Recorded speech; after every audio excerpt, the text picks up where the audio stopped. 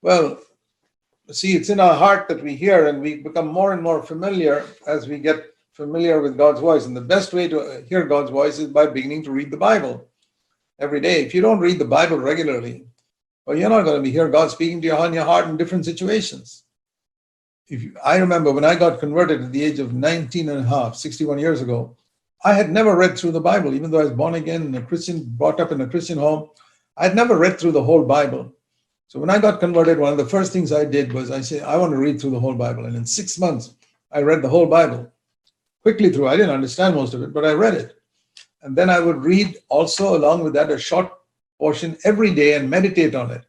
So we must have two types of readings. One, quick reading through many, many chapters so that we can finish the Bible. And along with that, every day, a meditation or a short passage, maybe starting from Matthew, going little by little through the New Testament. So then we become familiar with God's voice. It's like the day you got married to your wife. You could not recognize her voice because you had never heard her before. But now, after 20 years, even if your wife is in the other room with many sisters talking, you can recognize your voice. How is that? Because you've heard her so often. So the more we hear God speaking to us through the scriptures, the more we become familiar with his voice, that we can know it in different situations.